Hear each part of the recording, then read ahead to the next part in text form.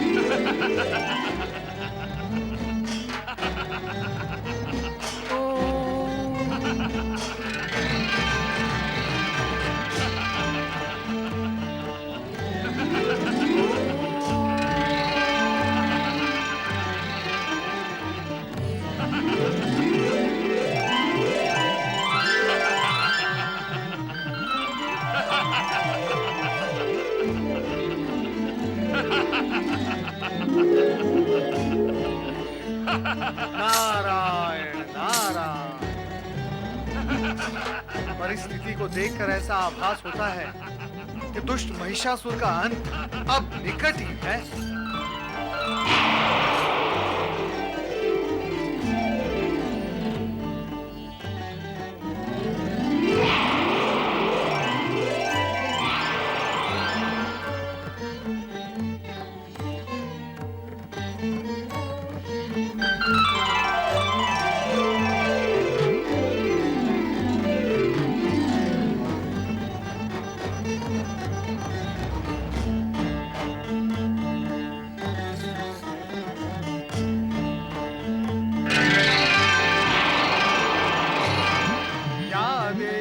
सर्वभूतेषु शक्तिरूपेण संस्थिता।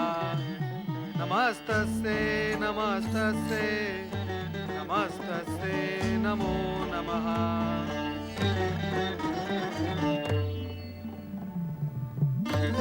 मैं धन्य हुआ मातृशक्ति, मैं धन्य हुआ। मैं आपकी कृपा से अनुग्रहित हुआ हूँ। माताओं माताओं, अब वो समय आ गया है जब महिषासुर का वध तुरंत हो ही जाना चाहिए। संपूर्ण जगत को ये दिव्य संदेश सुना दो नारद कि त्रिदेवियों की सम्मिलित ज्योति का ये प्रकाश पुंज शीघ्र ही जगत को प्रकाशित करेगा। अज्ञान, आतंक और अत्याचारों का अंधकार छिन्न भिन्न होगा। मातृत्व की स्नेह धारा संपूर्ण जगत को आनंद विभोर करेगी तथा दुष्ट शक्तियों का अंत होगा। ओम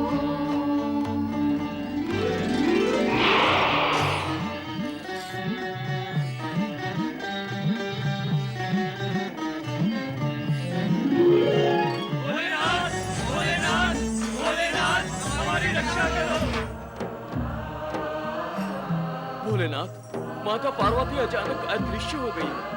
वे कहाँ गई हैं? भगवान, आप उनके विषय में कुछ ज्ञात करके बताएं। वे कहाँ हैं?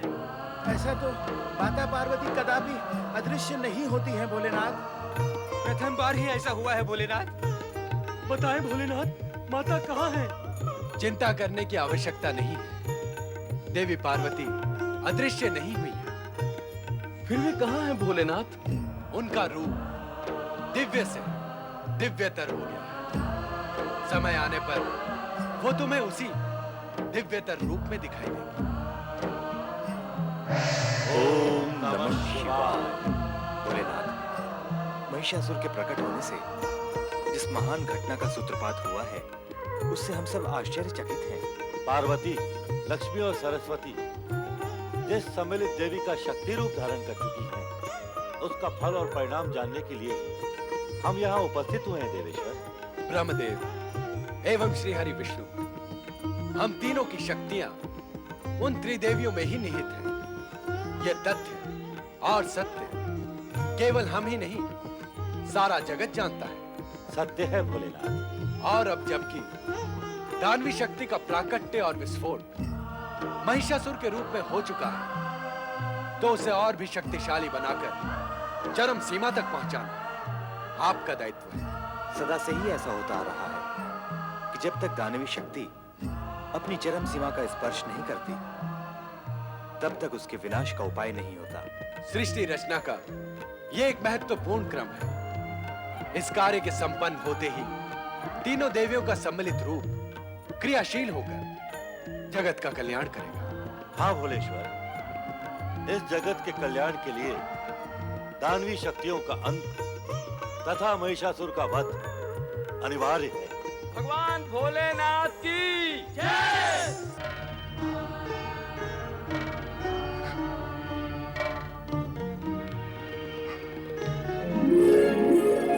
स्वामी, स्वामी, स्वामी, आप मुझे स्वर्ग में अकेले छोड़कर आ गए।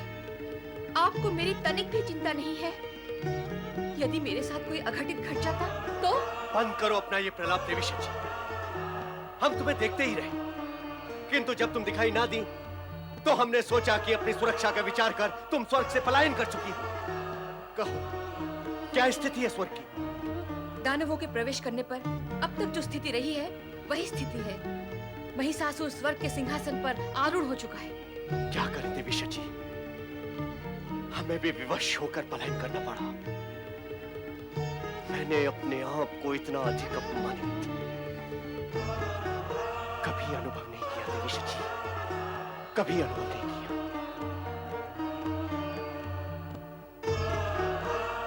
प्रणाम देवराज।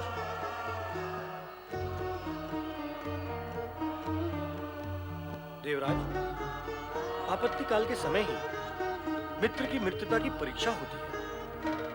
आपने क्रोध के आवेश में हमें स्वर्ग से बहिष्कृत किया, किंतु संकट के इस समय हम आपका साथ नहीं छोड़ेंगे। वरदान प्राप्त करने के पश्चात महिषासुर की दानवी शक्ति विस्फोटित हो चुकी है। अब वो दुर्भावना से भरकर सद्भावना और मैत्री भाव को भूल चुका है। इसीलिए अब तो उसको समाप्त करने में ही सबका हित है। महिषासुर की दानवी शक्ति विस्फोटित हो चुकी है, इसका ज्ञान आपको अब हुआ है। जो दानव है उसे यदि शक्ति और वरदान प्राप्त होंगे तो क्या वो सत्कर्म करेगा, पुण्य करेगा अथवा लोक कल्याण करेगा? नहीं, कदापि नहीं। वो तो स्वार्थ, लोभ और अहंकार के वशीभूत होकर कुकर्म ही करेगा। सत्य तो यही है। अब दानवों की चर्चा ना करके हम अपनी सुरक्षा के विषय में विचार करें तो उत्तम होगा। ये प्रसन्नता और हर्ष की बात है। यक्षराज संभरण और अग्निदेव हमारी सहायता के लिए यहाँ उपस्थित हैं और हमारे पक्ष में विचार कर रहे हैं। हम उनके आभारी हैं। अब हमें ये सोचना है कि महिषासुर को कैसे समाप्त किया जाए। परमपिता ब्रह्मा जी के वरदान के अनुसार महिषासुर का अंत किसी स्त्री के हाथों ही होगा, और वह स्त्री माता शक्ति के विराट रूप में प्रकट होकर ही महिषासुर जैसे बलशाली, वरदानी और चमत्कारी दानव को समाप्त कर सकती है। हम सबको उसी महान शक्ति का आवाहन करना चाहिए। यक्षराज संभरण और अग्निदेव के विचार हितकारी है स्वामी। नारायण नारायण। देवराज इंद्र, आप इस सत्य को भी समझे कि त्रिदेव को परमपिता ब्रह्मा जी के वरदान की सीमाओं में रहते हुए तथा उसका सम्मान करते हुए महिषासुर के संहार के लिए महाशक्ति का आह्वान करना होगा। देवराज इंद्र, आप कैलाश चलकर त्रिदेव से प्रार्थना करें कि वे ये कार्य शीघ्र संपन्न करें, ताकि आप महिषासुर के अन्याय से मुक्त हो सके। देव ऋषि का विचार उत्तम एवं हितकारी है। तो हमें ये कार्य शीघ्र ही करना होगा।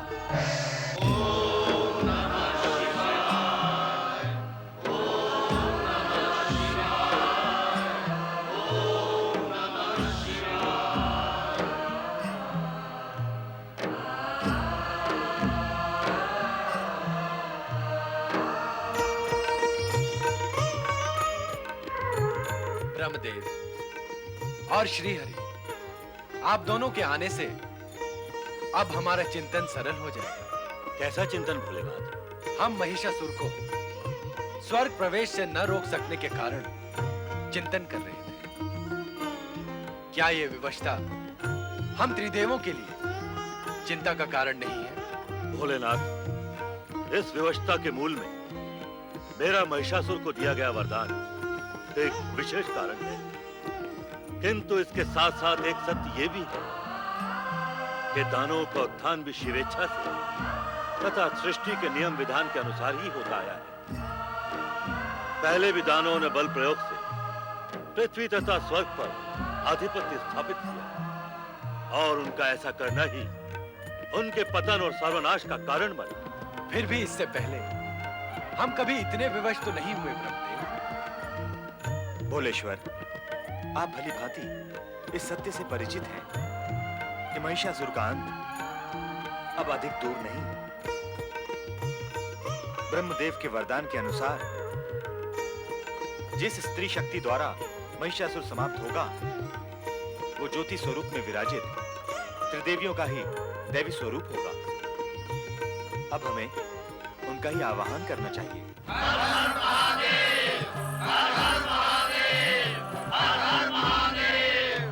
हे भोलेनाथ, हे शिव शंकर, हम देवगण का उद्धार आपके द्वारा ही हो सकता है। आप ही उस महाशक्ति का आह्वान कर सकते हैं जो माता पार्वती, लक्ष्मी तथा सरस्वती के रूप में इसी अवसर के लिए किसी अज्ञात स्थान पर विराजमान है। हे शिव शंकर, माता पार्वती उसी आदि शक्ति का रूप है जो आदि काल में आपके साथ प्रकट हुई थी। आप त्रिदेव की अभिन्न शक्तियां इस समय आपके आह्वान की प्रतीक्षा कर रही हैं। भोलेनाथ, कृपया आप विलंब न करें। महिषासुर के संहार तथा जगत के उद्धार के लिए कृपया आप जगत माता जगदम्बा को शीघ्र प्रकट करें। भोलेनाथ, शीघ्र प्रकट करें।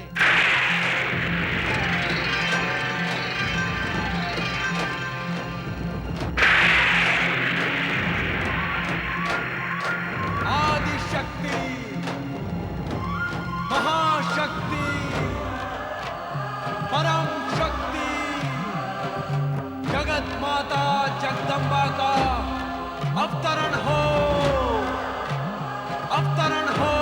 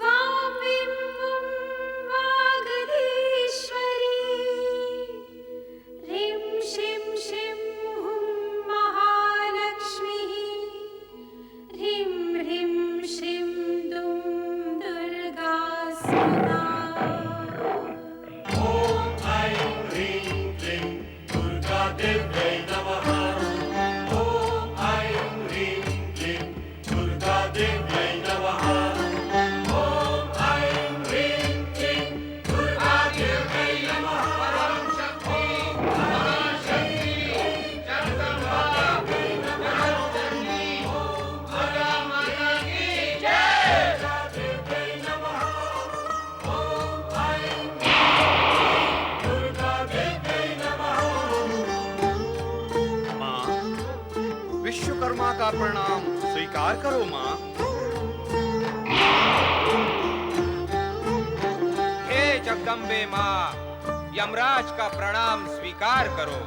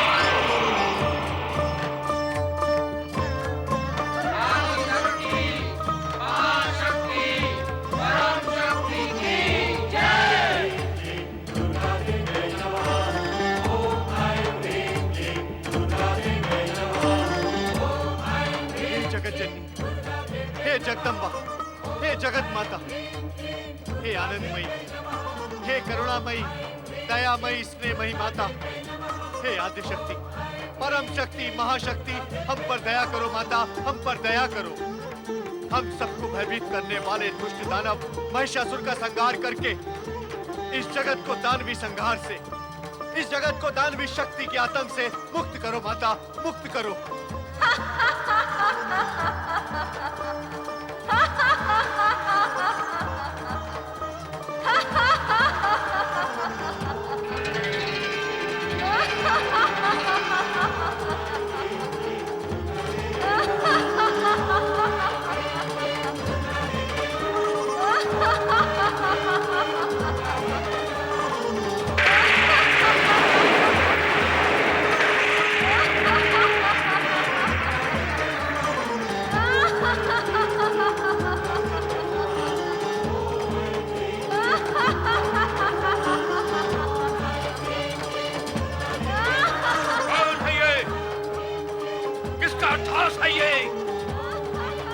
ये जो हमारी शक्ति को चुनौती दे रहा है? कहो, कौन है ये?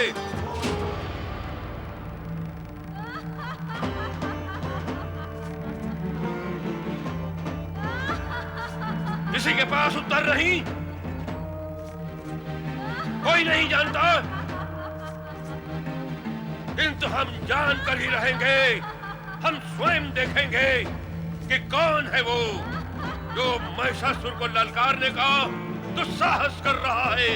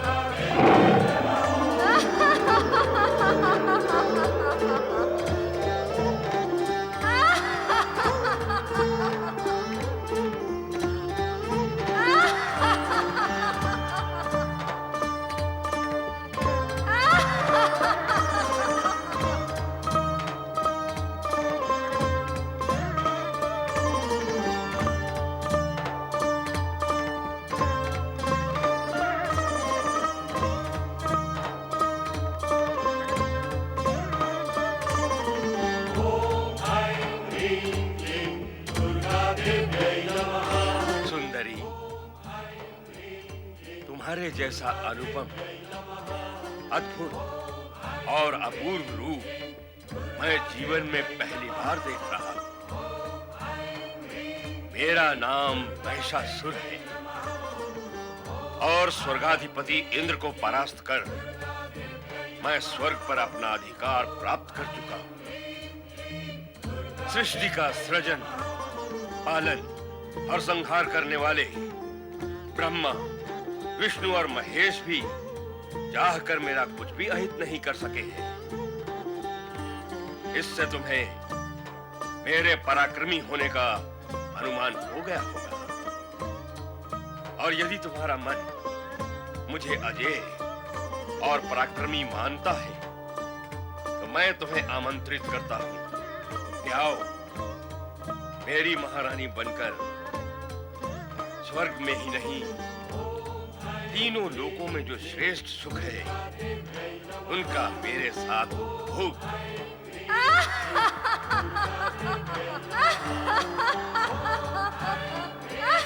तुम्हारा अट्टहास भी तुम्हारे रूप की भांति मन को मोहने वाला है। दुर्बल मन के प्राणी भले ही तुम्हारे अट्टहास से भयभीत हो जाएं, किंतु हम दानव, जिनकी उपस्थिति मात्र से ही प्राणी भयभीत हो जाते हैं, तुम्हारे इस अट्टहास से प्रसन्न हुए हैं। मैं तो तुम्हारे रूप से इतना प्रसन्न हुआ हूं कि इंद्र को दास बनाने की इच्छा रखने वाला ये महिषासुर तुम्हारी दासता स्वीकार करने के लिए आतुर है। मेरा मस्तक तुम्हारे चरणों में नत है। मेरा प्रेम निवेदन स्वीकार करो सुंदरी।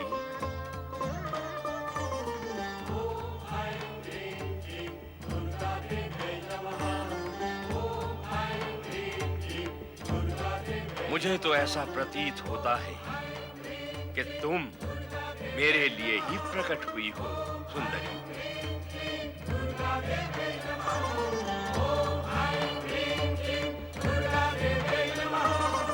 मेरी प्रेम याचना अस्वीकार न करना सुंदरी। नहीं,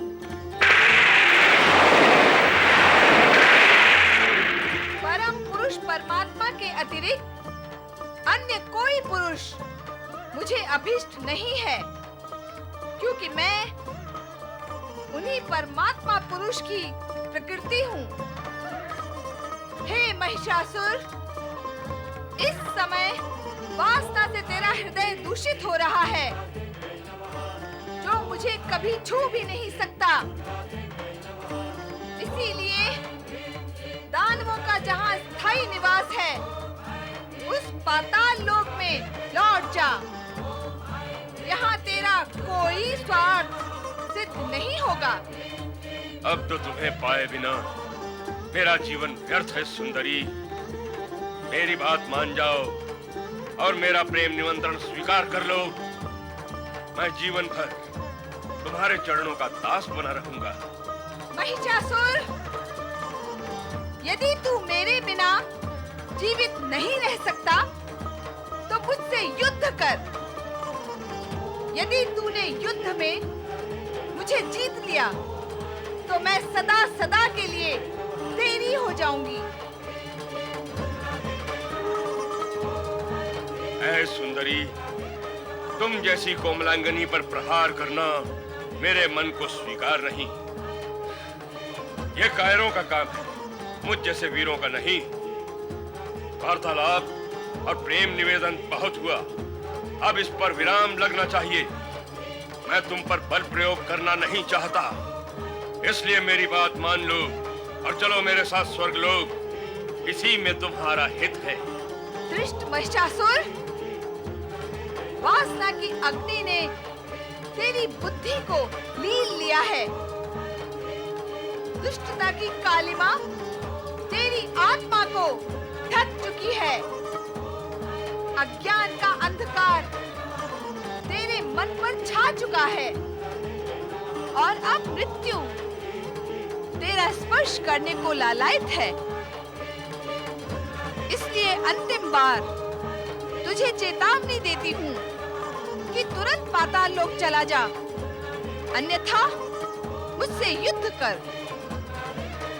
इस युद्ध में तुझे समाप्त कर मैं सदा सदा के लिए मानवों व देवताओं को भय मुक्त कर दूंगी, भय मुक्त कर दूंगी, भय मुक्त कर दूंगी, भय मुक्त कर दूंगी, भय मुक्त कर दूंगी। हठीली नारी, तूने मेरा प्रेम निवेदन अस्वीकार करके मुझे युद्ध के लिए ललकारा है। अब मैं तुझे समाप्त करके ही रहूंगा।